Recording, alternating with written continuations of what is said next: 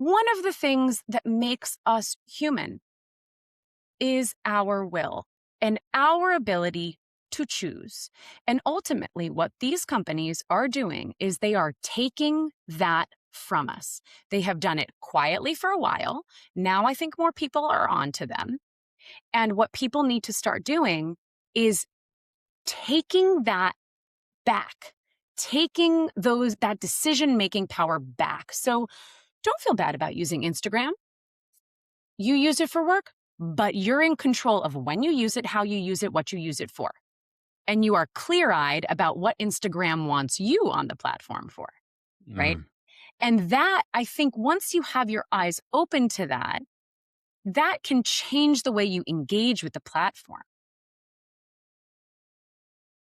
All right, ladies and gentlemen, if you are hearing this, you'll once again tune in the Consequence of Habit podcast. This is your host, JT. As you can see, I am not in the studio. I'm just outside New York City for an event with Release Recovery, which I'm extremely excited about. But before I left Delaware this morning, I had the opportunity to sit down with Emily Tavoulareas. Emily is the managing chair at Georgetown Initiative for Tech and Society. She's also the founder of Home Screen, which tackles the way that tech is distorting our lives and our relationships. You literally cannot have a conversation about habits or a meaningful one for very long without tech working its way in. It's, to me, one of the most universal habits there is. You just look around, no matter where you are, you see people engaging with it. And it's that engagement is what we discuss in this conversation, and how a lot of times, specifically when it comes to AI, that engagement is distorting our reality. It's distorting what it means to be human. It's setting a bar that is too high that does not translate to other human beings. So I got a ton from this conversation. I hope you guys get as much as I did. But before we get that started, we do have another Rites of Passage retreat coming up here in the end of August 26th to the 30th. If you want to be part of that, if you want to donate to that, if you want to just learn more about it, head on over to consequenceofhabit.org. And to be honest with you, I think it actually plays into our conversation. I think what it means to be human, the human experience, is something that people are going to want more of. And as we move forward with technology and it starts replacing aspects of our lives, we are going to be extremely thirsty for the human experience and what it means to be a human and what it means to connect with somebody in real life, face to face, and connect with nature. So without further ado, please welcome to the podcast, Emily Tavoulareas. All right, Emily, after some technical issues where we don't know if we're going live or not, here we are. One way or the other, this is getting out to the world. So yeah, first off, I appreciate you taking the time to do this morning. Absolutely. My pleasure. Thanks All for right. having me. Yeah. So, like I said, you have a pretty extensive background in the world of tech, going back. Some of the first things I saw was I'll let you answer. How long have you been involved in the world of tech in some capacity? I mean, for the better part of 20 or so years, I mean, the majority of my career, I have been thinking about and working on how to use technology in order to improve a particular outcome. So in the Mm, beginning part of my career, I was doing that in international development. I was working with women across the Middle East on a variety of different programs. And at that time, the new kid on the block was social media and social networks. And we were using those to organize women and connect women who were working on similar issues like public health in particular, and sort of comparing notes on what was working, what was not working in the realm of advocacy in their own countries. And I got really interested in how those platforms were built because it was very clear to me, as someone who had studied international relations and international affairs, that these products that we were using in the Middle East with these women were not designed for that context. So in my brain at that time, in my early 20s brain, I'm thinking, I don't know, like these are not democratic governments. Who owns this data? What are they going to do with it? So I got really interested in how those decisions were made, why products were designed the way they were, and I got more involved on the product side. And to make a very long story short, I ended up working in the US government, helping start an organization called the US Digital Service under the Obama administration that last year turned into Doge.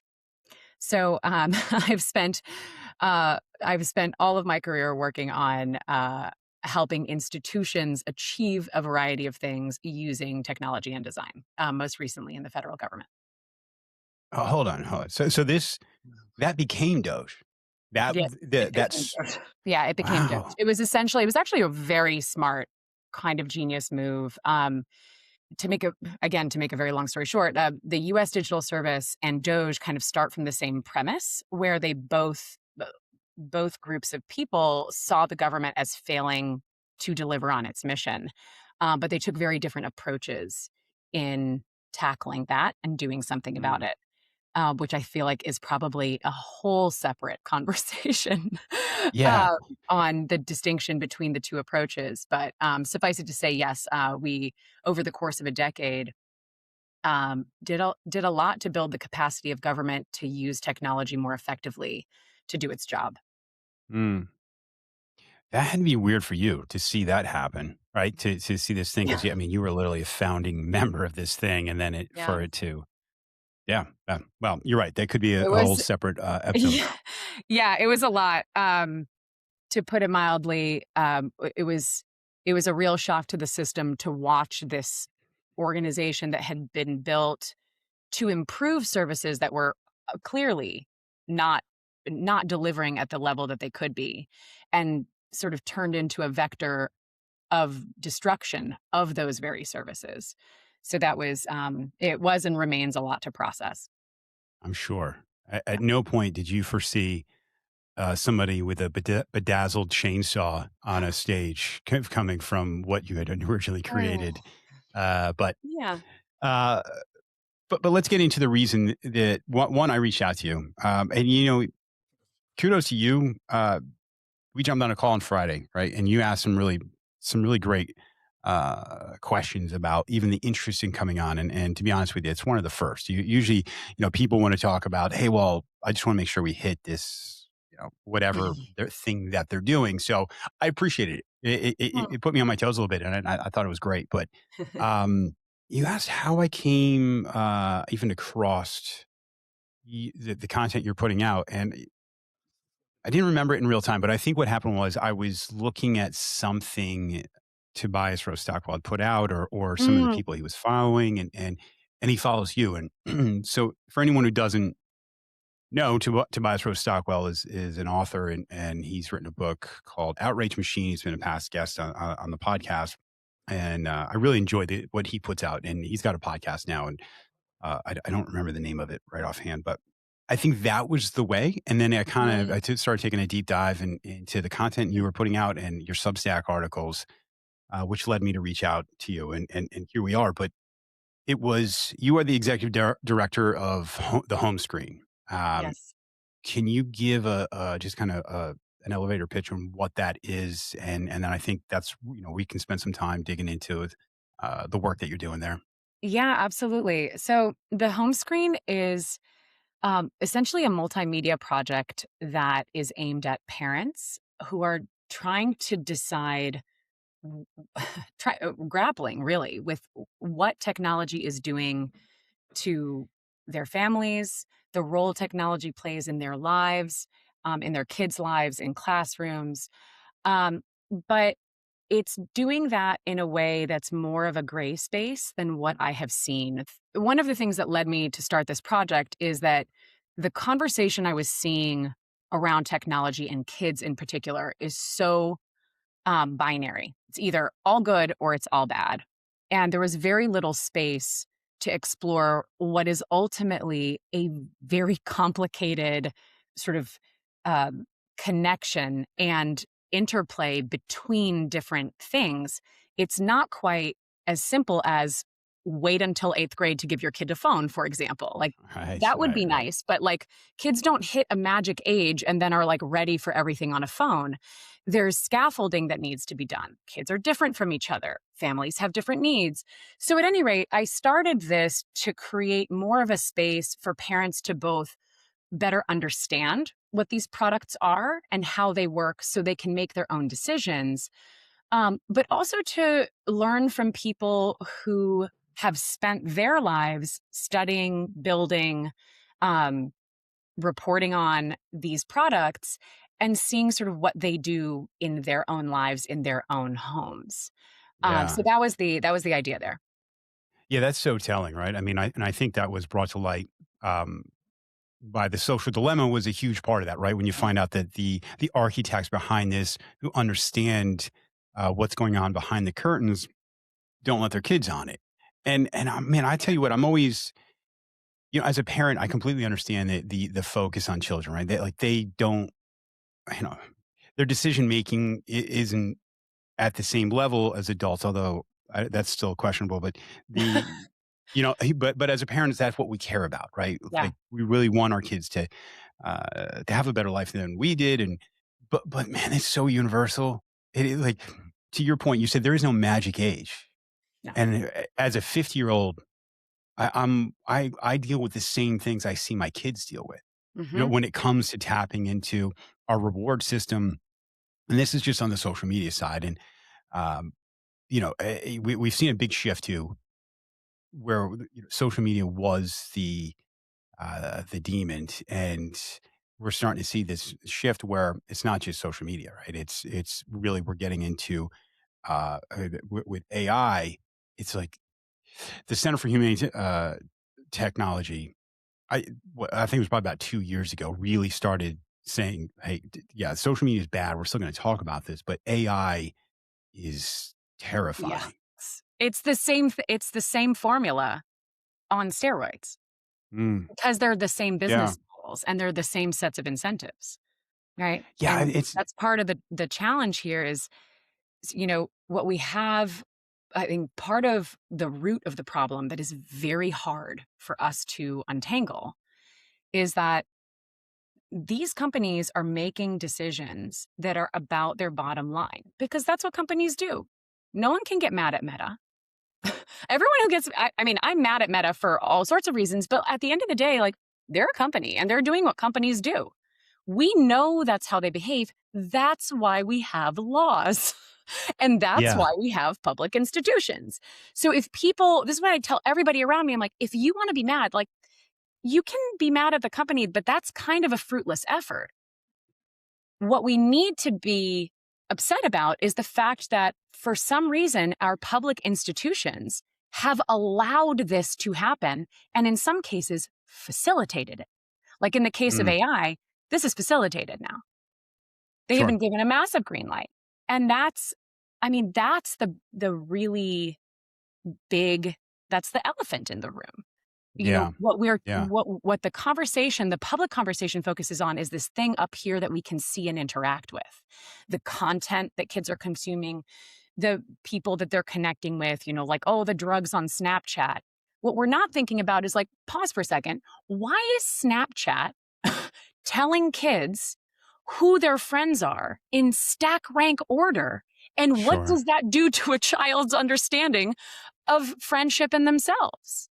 Like, why does Snapchat get to make that decision and gamify, literally, gamify something as central to childhood as friendship? Like, yeah, how are we allowing this to happen? So that's for me, that's where the question keeps coming back to is like, they're going to do this. Company's going to company. Who's going to stop them? yeah, yeah. And I think that's it's not just as parents, but just as you're a human living in today's age. It's really hard to wrap your head around it, and you have a I love this. This was I was going through the home screens, the I don't know if it was during the about section, and you Mm. have a line here. I don't have a specific agenda or goal. I'm honestly just trying to figure out what the fuck is going on, how I can responsibly help my kids develop the muscles they need to navigate this, and whatever new and whatever new constellations of these technologies is ahead or are ahead. Mhm. I I think that, going back to when you asked, like, why did why am I coming on the podcast? What is the interest? That sentence right there, and Mm. and I'm not talking about just the specific of the kids. It's when we talk about habits, we cannot. I if you're not talking about technology and the role it plays in our lives, in a conversation about habits, well, you're missing this Mm. giant thing because the way it's hijacked our reward system, not just you know not just with social media, not just talk about AI, but it's this blurring of the human experience, and to your point, Yes. amplifying it and tricking us into thinking that something is real or that this is what real is. And by saying Mhm. that, these interactions that we're having with it. So it started off. If I look back, if you talk about social media, these connections, although some will be real, and you make a good point, like there are good aspects of this, Mhm. um, but it's not reality in a lot of ways. How people look, how people's lives look, right?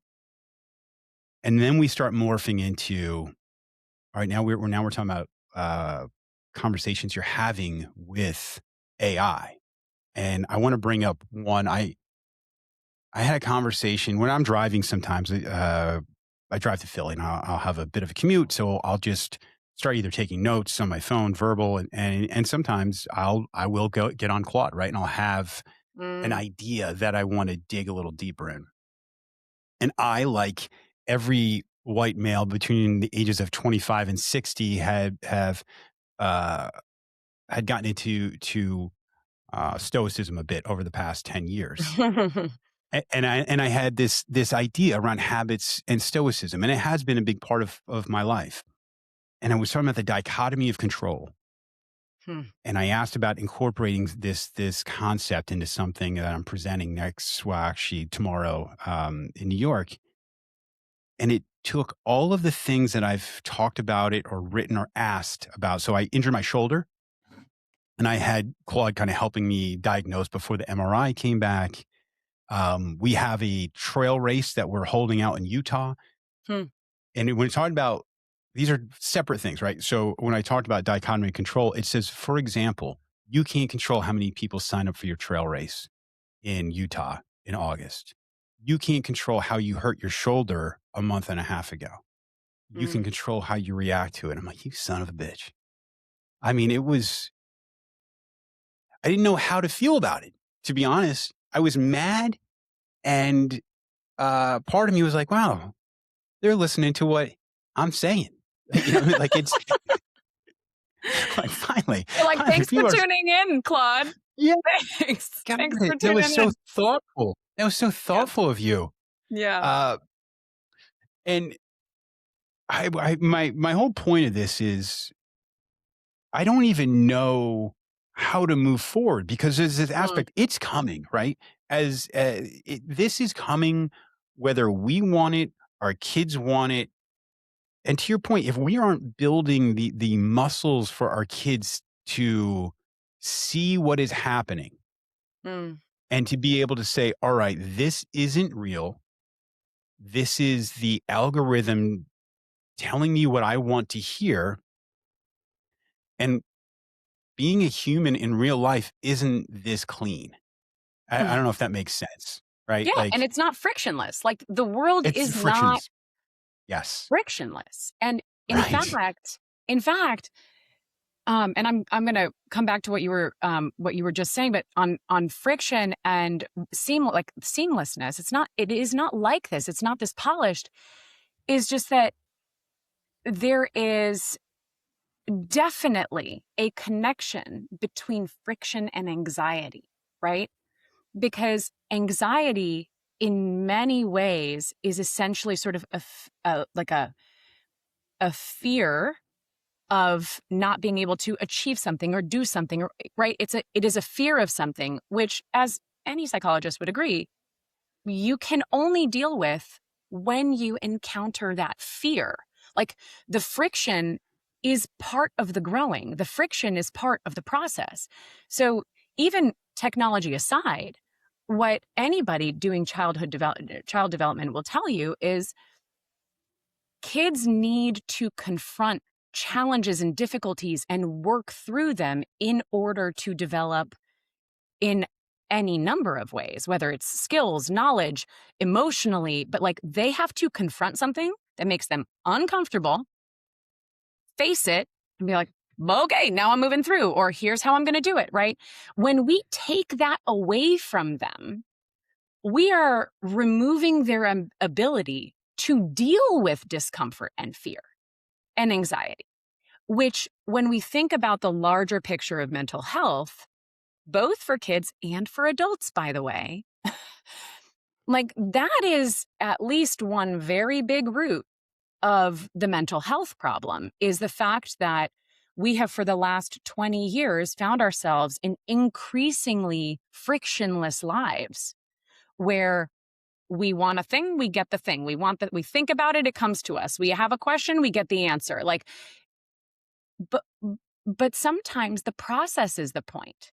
And for adults who have like fully formed brains and personalities, they can navigate that differently than a 10-year-old can. And Yeah. you see this again, forget technology for a second, like Netflix. They don't have to deal with advertisements. They don't have to deal with advertisements. Anytime we see something with an advertisement, my kids are like, can you fast forward through this? And I'm like, oh, I honey, know. no, I can't. You're going to have to sit here and like learn about this toothpaste, and then we're going to go to the next segment. But that friction, I think, is a big part of it. But you were talking about something related to essentially this inevitability. And I think what you were pointing to is, how do we build the muscles for kids to navigate whatever's coming? And as you said, I put this in my about page because this is really like what I have started to focus on, because I'm observing my children. And as someone who has been steeped in the space of technology, I know how products are designed and delivered. I'm kind of in like research mode. I like watch them use these platforms and like, oh, is that what? Huh. Um, so as I've been watching them, I'm realizing where friction is removed, what their natural tendencies are. And I can already see in each of them what rabbit hole they're going to fall down. I've got one that's Mm, going to get sucked into gambling websites, no doubt. Like that would be his kryptonite, 100% right. gambling websites. He's 6, by the way. I'm Right. like, Right. Right. Right. okay, gambling websites as far away from you for as long as possible. One of them would get eaten alive by Instagram, and the other one by just like short form video, just boop, boop, swipe, swipe, swipe. But each of them are different.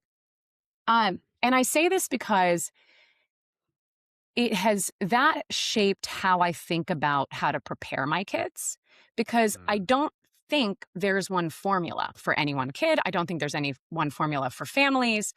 I think there's a set of things that would be helpful for both kids and for adults to understand about how these products and the companies that create them work and why they exist, so they can recognize patterns.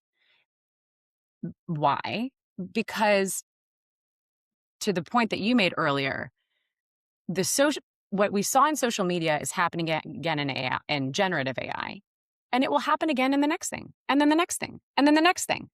The patterns are the same, and they are business models that are built on attention and that monetize content that we now know is not good for us, right? The content that is most monetizable is not the content we should be consuming. Um, how algorithms are designed and how they work and why they work the way they do. And and then there's this bigger question of um, power and mm. what that does to decision making and incentives. And I know this all sounds like complicated for little kids, but actually it's not. One of the easiest analogies that I used for my kids, starting when they were like 5 and 6, was the claw machine at like arcades, where I have a video up about this too a couple years ago, and it resonated so much that now we reference that when we talk about games on their iPad or, you know, a short form video on YouTube. And I'm like, what's YouTube doing, guys? It's doing the same thing as the claw machine. It wants you to keep it wants you to Yeah, keep going. explain Wants you to keep yeah, going. explain that analogy because I heard I think you might have mentioned in your first podcast, and Yeah. I thought it was brilliant. Yeah. So the analogy is basically, the kids, I think anyone with kids has probably had this experience where they go to the claw machine. It's very alluring. It's got all the colors and all the things that they want to look at. They put the money in, the claw comes down. They almost get the thing. And then they end up like in tears, right? Because, oh, I almost got it. And why is it like that? And the conversation we ended up having was that, look, guys, these things are literally designed for you to think you can win, but 9 times out of 10, you won't. And every once in a while, someone will win, but they're designed to take your money. And they're like, oh, okay. But they get this, right? And then the question is, well, who gets the money? Okay. Well, what do they do with it? Well, I don't know. But the point is, they want your money. And the way they're going to get that money is you thinking that if you just put 2 more coins in, you might get it next time. Yeah, It wasn't about technology at all. But that analogy I have found over the years has actually been really helpful in sort of introducing them to this idea of addictive technology and yeah, technology that is designed to suck them in. And what I tell them is, look, you want to play with these products? You can only do that when I know you can walk away. When I know that you can say, that's enough, claw machine. I'm done here. And when I know you can walk away, then you can play with it, right? yeah, But yeah. but it takes a lot, right? And how many people have the ability to spend that that kind of time? I feel very Well, grateful that I can spend that time. the problem is we're fighting human nature, right? Mhm. I don't know if I reference. I should probably be paying Dr. Anna Lemke for the amount of times I've quoted her. But she's got in Dopamine Nation. She says we're cactus living in a rainforest, and I thought it was a great analogy. Like Huh. we're built for scarcity, and we live in a world of such abundance that we're drowning to death. She says, as the Oh, wow. one of the richest countries in the world where we have access to everything. We have some of the highest rates of anxiety, depression, addiction, preventable disease, and suicide. Yeah. That we're not built for the world we live in. But the Mhm. problem is our hardwiring is for something much different than our current state. And it is so uh, when I talk about technology and I talk about habits, and all of this sparked this whole thing of consequence of habit was created because my own relationship with alcohol. And all is it, we all just pick our poisons. And we're Yeah. all just trying to the second that life gets hard, when we have something that is easily accessible and gives us it's like our little um uh comfort blanket, and we can escape for a very short period of time or a long period of time, depending on Mhm. how you're doom scrolling. If we said we're going to give our kids something that allows this to happen starting at a very young age, 5. and Yeah. and not only is it going to monopolize their time, right, where they're going to be sitting there. To me, just as scary is all the other things they're not doing. All the things that are proven that we know Yeah. help create a healthier, both mentally and physically, human being, and then help mitigate these things of anxiety. And to your point, with the friction of, I mean, I have a whole episode on the growth comes from friction, but it's the time Mm. outside. It's the arguments with your friends, the Mhm. makeup afterwards, right? Yeah. It's the exercise. It's when things don't go right. It's falling off your bike, getting back on. And as someone who came from that and then is just Mm. as easily sucked in, because I'm going to be completely honest. I mean, I struggle with running a nonprofit called Consequence of Habit and then being on social media at the Mhm. level that I'm on. Yeah. I've talked to other people about this that are in the world of tech that are, are fighting the same fight, right? Like, they see what Oz is, and now they're trying to I don't want to say fight back, but spread the word. And how do you square that peg of Mm. kind of dancing with the devil by getting this out to the world on the same platforms that you Yeah. know is that something that rattles around your brain at 2 in the morning, or is it just say, hey, like, this is the world we live in. I'm going to use this platform to sound the alarm. Yeah, it's mostly the second one.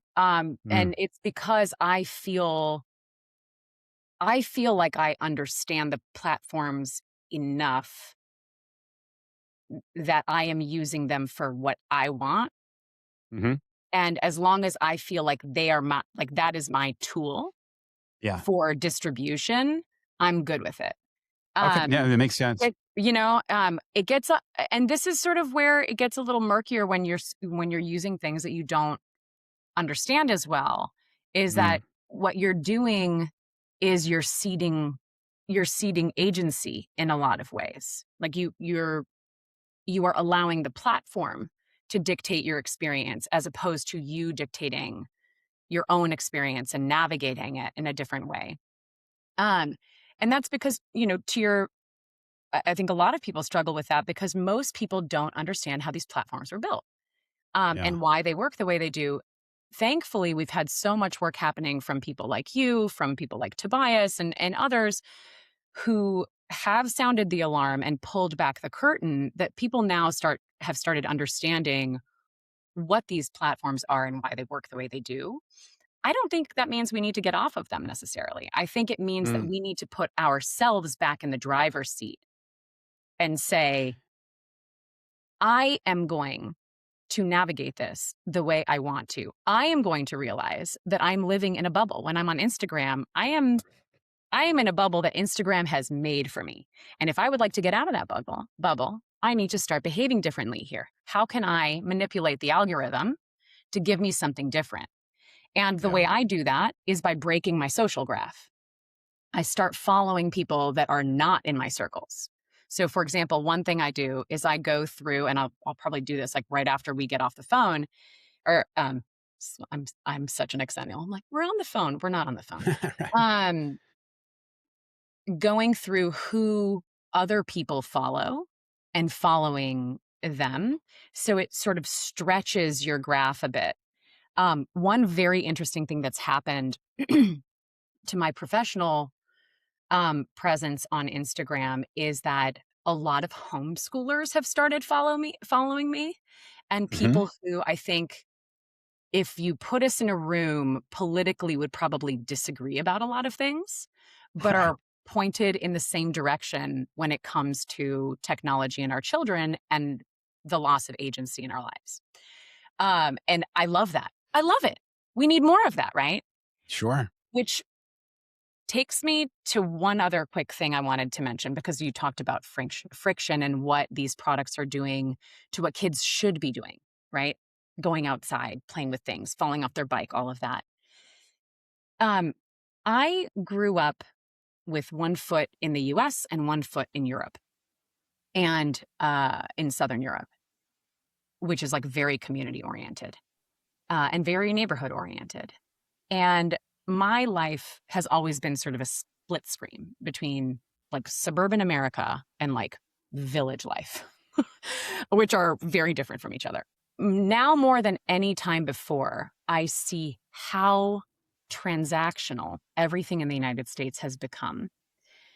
And what I mean by that is, when we talk about kids' experiences and kids' growth and knowledge and, skill development, they are measuring in the United States. We're like measuring outputs. We want to measure everything. We want to see how everybody's doing, and track it. When most of what kids need is unstructured time outside. They just need to get the heck out of the house and roam around with kids in multiple different age groups in, a safe environment where people know each other, and mess up. and do stuff and fall and whatever. And in the US, it becomes really hard because of how life in the US is structured, which is not about place, right? We go to work, we leave our house, we drop our kids off, and every experience that our children are having, even without technology, are highly managed, highly curated, and constructed environments that are also, to your point, not necessarily real environments. When a kid is going to soccer practice and their first exposure to soccer is in an environment where there's a coach telling you what to do, like, that's not that's not how the rest of the world first interacts with soccer, Right. Right. right? Right. So in any case, I threw a lot at you there, but I think these things all sort of collide where the behavioral science aspect of these products are we have these behavioral scientists helping companies essentially use our human nature against us, to your point earlier, right? They understand human nature so deeply that they are using it in order to benefit from what they know we will do. In the world of design, that's called a dark pattern. So if you've ever tried to quit uh, a cable company, you've had this experience where like cancel you can't cancel your subscription. Yeah. That's on purpose. It's called a dark pattern. I think the FTC tried to outlaw these at some point. I don't remember if it stuck. Yeah. Um, I've had a couple of gyms that are the same way. yeah, gyms, exactly. If you make creating a membership super easy, canceling it super hard. Not an You just give accident. up. You Yeah, give up. you're going to get tired. You're going to hang Yeah. up. Yeah. I try not to just dwell on I try not to fall into the two parties, right? Like where Mm, this technology, this AI thing is going to solve all the world's problems, so that we're going to be under a uh, you know, universal currency, everyone's going to be it's going to I always go back to Disney movies. Who's back up? I go to Disney movies a lot. I like where you're going with this. Okay, so Wally scares the crap out of Oh, me, yeah. right? Oh, yeah. Because it's just a bunch of people. Life starts imitating these things. We're seeing Yeah. it more and more, right? Yeah. And then the other one, Monsters Inc. Mm, I think it was a great way to explain.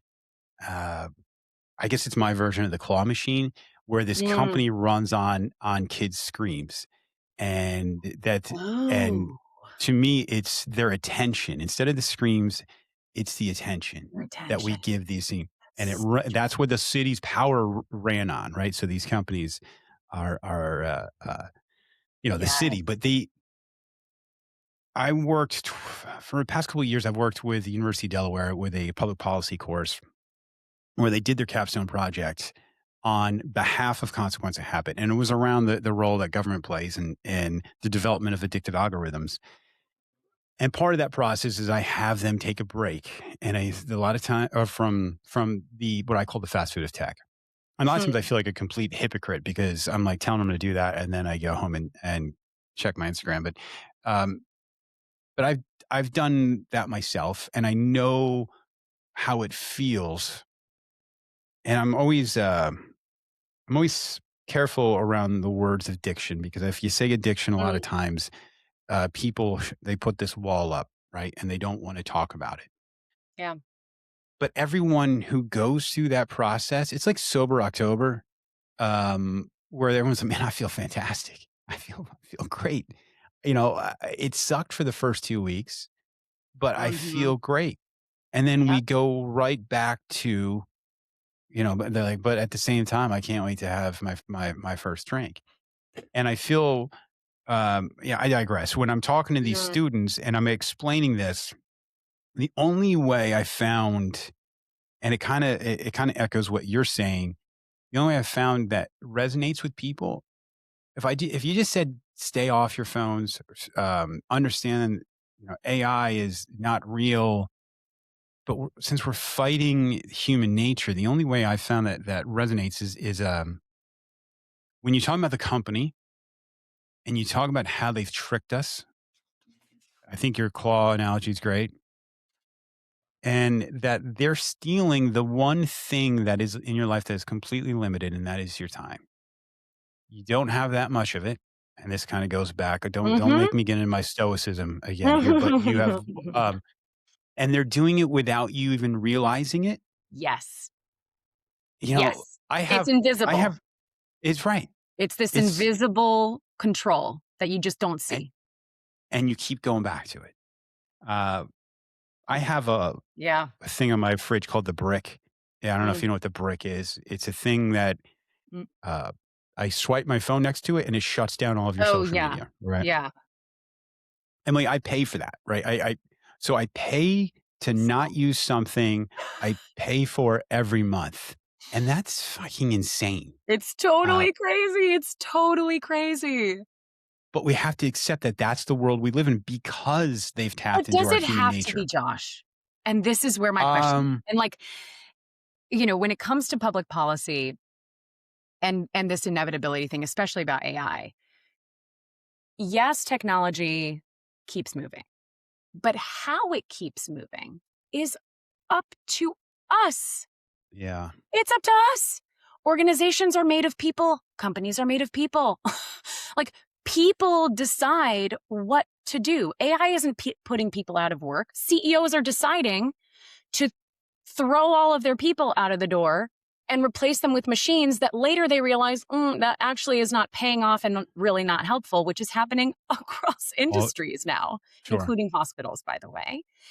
And it's it's up to us. So there is this inevitability factor.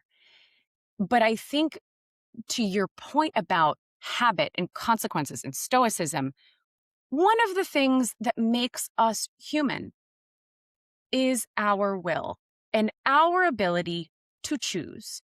And ultimately, what these companies are doing is they are taking that from us. They have done it quietly for a while. Now I think more people are on to them. And what people need to start doing is taking that back, taking that decision making power back. So don't feel bad about using Instagram. You use it for work, but you're in control of when you use it, how you use it, what you use it for. And you are clear eyed about what Instagram wants you on the platform for, right? Mm, And that, I think, once you have your eyes open to that, that can change the way you engage with the platform. And for kids, younger kids, I think I, I have a lot of thoughts about how kids interact with technology at different ages, which is a separate conversation. But teens, man, if teens hate one thing, it is control.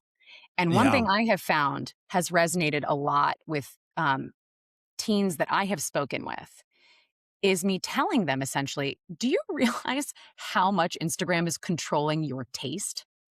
Like that thing you think you found and that you and your friends think is cool, Instagram wanted you to think it's cool. yeah, So the yeah, most counterculture thing that teens can do is say, I'm not going to buy what Instagram tells me to buy, even though it's very tempting. And I yeah, totally fall victim to it. But yeah. it's the I think what control and the agency. Reclaim it. yeah, that's it. I mean, everything. I mean, the word agency. That's what this whole thing that we've been doing is kind of built on. Is trying to reclaim that. Mm, Uh, Knowing that when we are feeling a certain way, we tend to reach for the something that's going to make us feel good. It's the path of least resistance, and being okay with the fact that when you know that life is going to be uncomfortable, and that's what they're betting on. mhm, I mean, I think we spoke about this on the phone on Friday. If I had a time machine and went back 30 years and I said, hey, just so you know, 30 years from now, you're going to walk into any public, airport, groceries, anywhere you go, and the majority of people giving more than 5 seconds of downtime are going to be staring at a little black box that they mhm, carry around with them. mhm. And they won't know what to do when they don't have it because being bored is not a thing anymore. It's Right. I I mean, I travel a lot for work. I spend a lot of time on airplanes, and I think back to not that long ago when, we didn't have internet on the airplanes and how well read I was. I mean, I could talk. I mean, they weren't my ideas, but I read every economist front to back, and I could talk with anyone about public policy, anything going on in the world.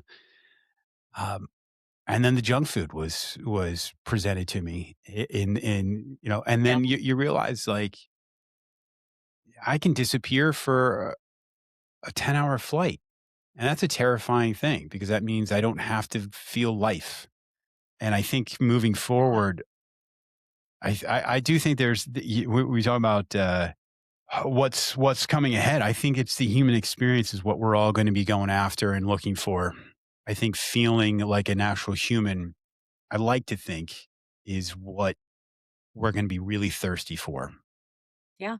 Um, I as couldn't long agree as more. I mean, I think that what you're describing is at the root of mental health challenges that everyone is facing, but in yeah, particular, from my vantage point, like parents and kids, I think it was about a year or a year and a half ago that the Surgeon General of the United States put out this whole thing about um, uh, parental mental health. And this was like, I think, toward the end of the Biden administration. And they were coming out with a list of policy priorities to support parental mental health because, of course, the mental health of parents trickles down to the mental health of children. And I remember reading it and being pretty annoyed. Not because I disagreed. I think in spirit, I was like, oh, good, we're paying attention to this. But what jumped out at me was again this like transactionalization of things that are not transactional, they're not optimizable. People talk about community and connection, and it's like, you can't manufacture those. Like, that's a thing that happens from investing in the place that you live and connecting with people, doing the hard work of connecting with people. Often people that you might not agree with on everything. Often people whose fence might be upsetting you. But like, you talk about a village, everyone wants a village and no one is willing to deal with the very often discomfort that comes with having to swallow what you want in order to maintain the connection of the people in that space. At some point, that's not worth it. But when we talk about like policy prescriptions for things like fixing isolation, it's not that different than Meta coming out and saying, we can fix isolation. You can't fix it with a quick fix. A right. parent doesn't need support that is just, I need someone to do my dishes. Support is sometimes as simple as, I spoke to 3 parents in the parking lot for 5 minutes and I felt like a person again. You know? Yeah. Um, it's all of these hyper connected interactions that life is that we've kind of stripped away to make things as easy and optimized as possible. And what we've ended up with is these lives that feel kind of stale and empty.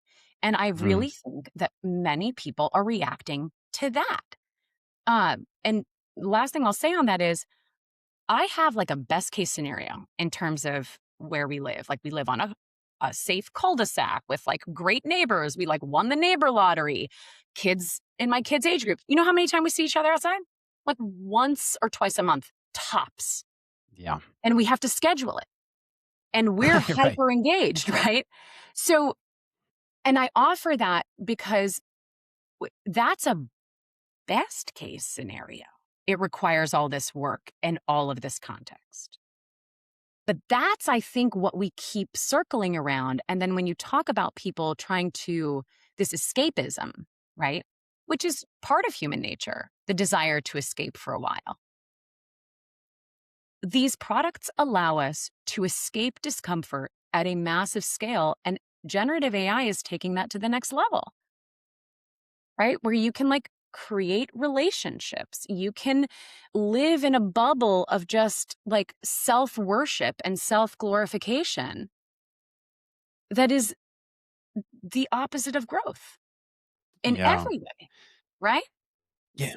And that's Yeah. even for I was adults. thinking, no, it is Yeah. 100%. Yeah. I mean, that was something leading up to this conversation I was thinking about. Like, look, acceptance feels good, right? So when you Yeah. post something and you see how many people engage with it, how many people liked it, um, to say that it doesn't feel good is a lie. And then when Yeah. when we have a conversation with I was thinking about this, that AI is never grumpy.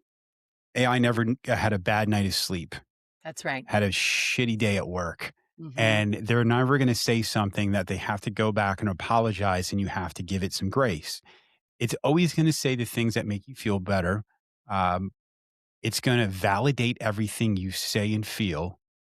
And that makes actual life relationships seem cumbersome.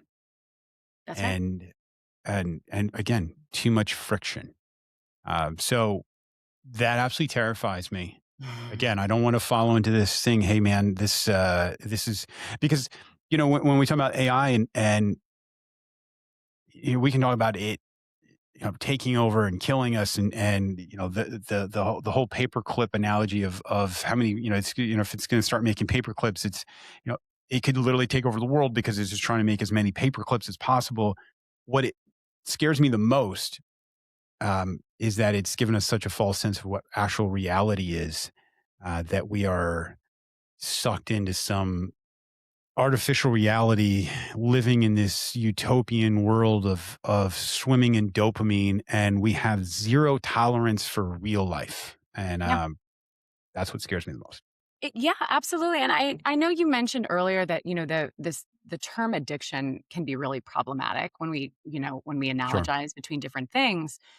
But what you just described is also like the extreme version of escapism in these products, right? It is an opiate, essentially, or it can be an opiate for people that comes to them in a different form. But one thing that I will say has made me feel some degree of hope is and this might be the filter bubble I live in on Instagram, but I'm seeing more and more pushback. I'm seeing more and more just regular people, not talking heads from the tech space. Um, People really trying to get offline, rejecting these products, at least partially, and saying, I'm going to decide how to use my time. You're not going to decide where I go shopping. I'm going to decide where I go shopping, even if I have to drive a little farther, Yeah. and sort of rediscover the joys of discovery, right? When you can just like push a button, get what you want, what you're losing is the joy of finding something you didn't expect to find that Yeah. you are interested in or you want. And that has given me some hope. And I'm hearing that a lot from my students and like the younger generations, is sort of this understanding that um, a lot of the stuff they enjoy the most, that they get the most pleasure out of, is actually not on the screen. It's somewhere else. That's great. I almost feel, I remember being a kid in school and like cheating off the person next to me. And that's how I feel when I have AI help write something for me. Yeah. I feel like I just cheated. At first, it's an initial feel like hell yeah, like that's man, this is good. And then you're like, that wasn't real. Yeah. I remember being old. Well, I remember I had an Encyclopedia Britannica. I had this whole set of, and I remember thinking like, man, I got these books and it's got everything in the world. Um, and thinking, that's pretty amazing.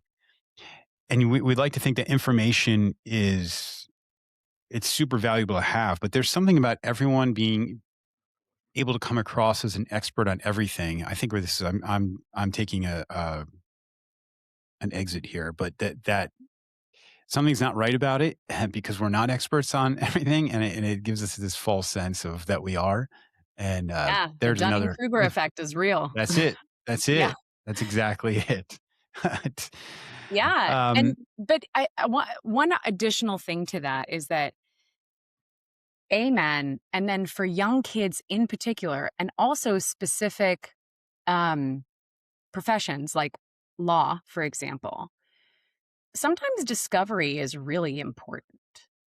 mm, You know, when you go in, this is part of the reason, like, the changes to search have really irked me so much.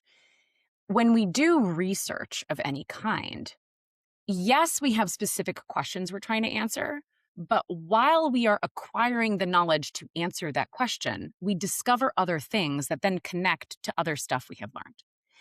And that is not something that chatbots are super useful in.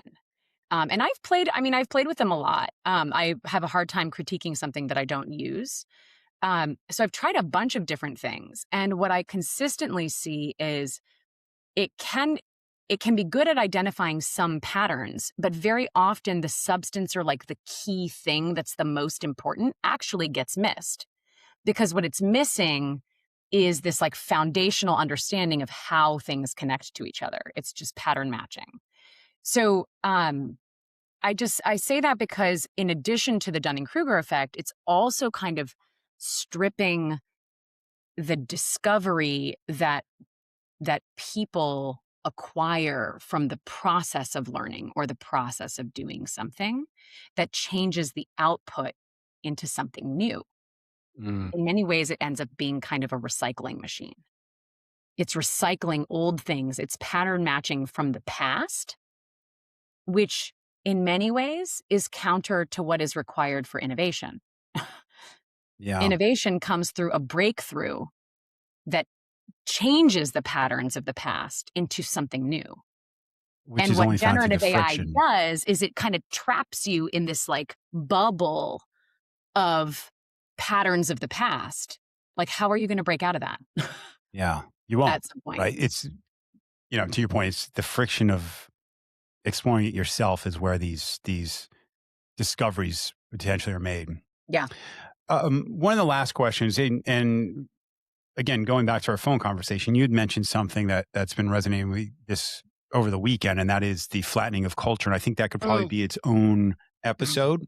But I want to, as somebody who studies this specifically around the how it relates to children and education, where do you see the balance, or have you even come to a conclusion about this? Where do you see the balance of this of the use of AI in education?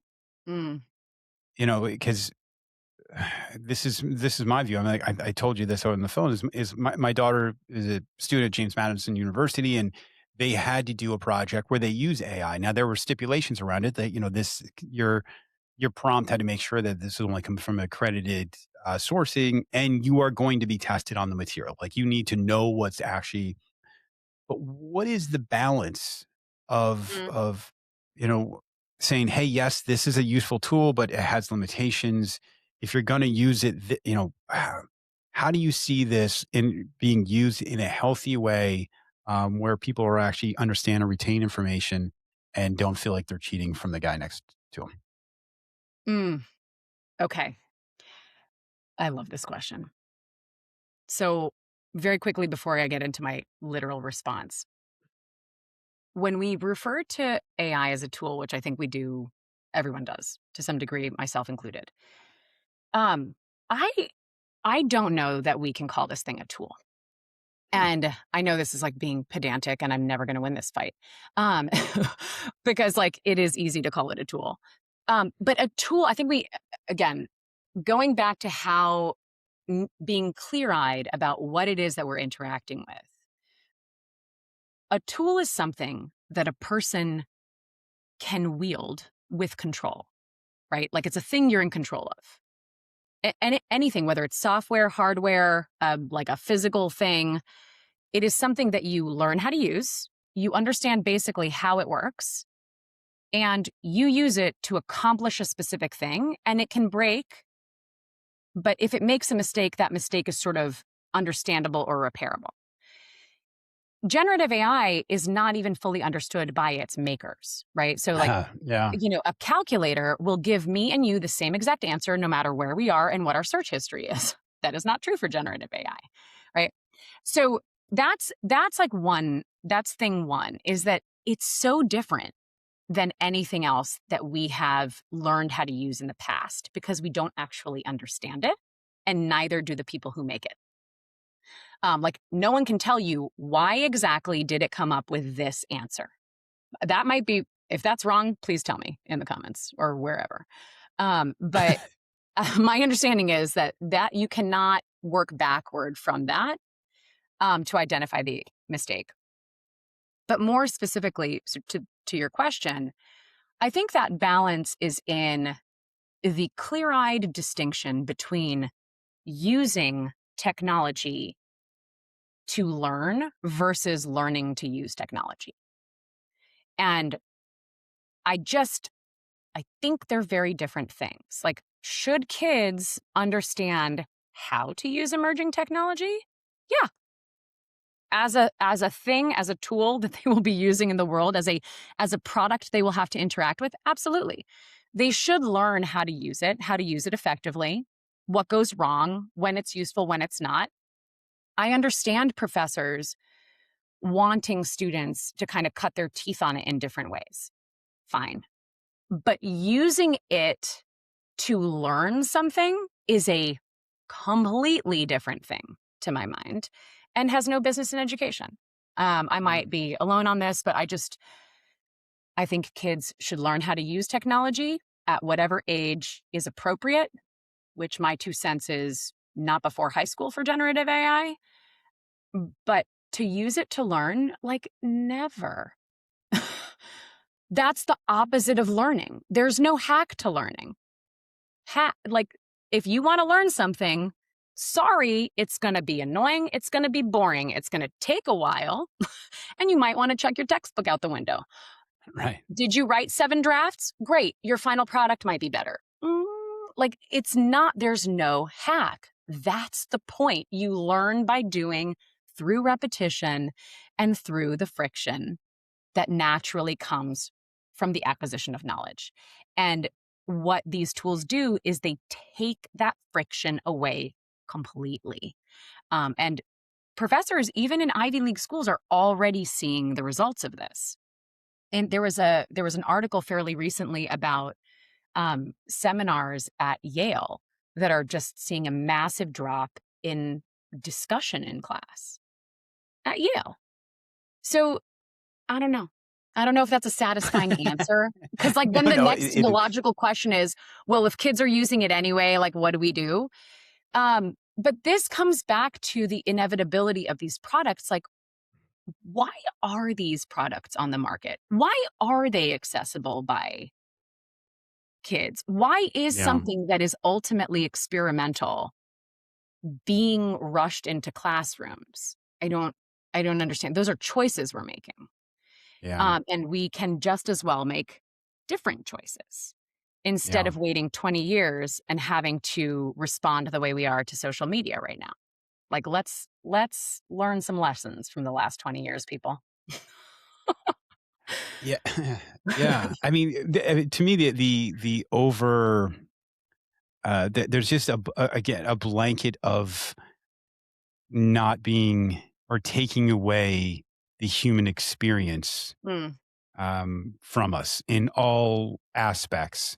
And enough people sounding the alarm because I shouldn't be able to write a 2,000 word essay on the whatever the mating patterns of a yak, like, but I can, like, that if I wanted to, and that doesn't feel right that anyone can do that without actually putting in the work. And it worked. to your point, I think there is. I hope. I hope there's enough people at some point where we just start going, like, man, things are moving way too fast. Yeah, and it's I don't know. hard. It's hard practically to respond. That's the other challenge, especially for teachers. How do you Oh, respond practically? sure, sure, because there's going to be enough people saying, you know. forget about China. Uh, there's enough people just saying, "Look, hey, this is going to be the way of the future," and if we're not teaching our kids to use these things, then we're doing them disservice because Yeah, it's like, people, we give them calculators, right? We don't expect them to do some crazy long math equation without them. We give them to them in school. How is this different? And it is different. it So is different. And my short answer to why it's different, especially for writing, is that writing is thinking. yeah, yeah, Ah, like writing is thinking.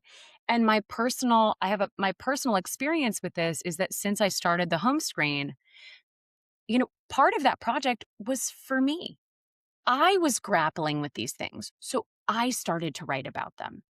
And I write about them because that's how I think. I have to externalize it. And the process of writing forces me to create an argument, to think about different things.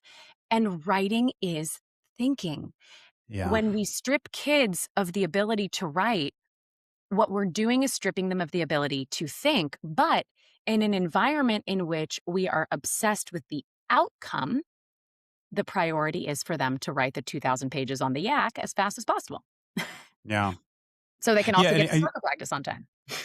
right, right, they're right to be told exactly. Yeah, yeah. And man, I could go on. You no longer have a sense of self too, right? Because it's Yeah, part of like our own self-confidence, our own belief in ourselves is through that process of struggle. And what you see in the mirror, there's a reason I feel like I've cheated when I use AI to do something that and our what's the right word, our threshold for mm, that friction is becoming more and more diminished. yeah. But listen, Emily, I know you're probably short on time too, but if people want to learn more about the home screen, the work that you're doing, where can they find it? You can go to thehomescreen.org, or you can find me on Instagram at my very long Greek name over here that you can see on the screen. It's at Emily Tavoulareas. You can find me on Instagram as well. All right, Emily, listen, let's if you're up for it, I could see more than one episode on this, and we can definitely explore it another time. But I appreciate you. I appreciate the work you're doing. I appreciate you taking the time today. Oh, thank you Um, so much. I really appreciate you inviting me on. This has been a real pleasure and very, very interesting. Thank you so much, Josh. awesome.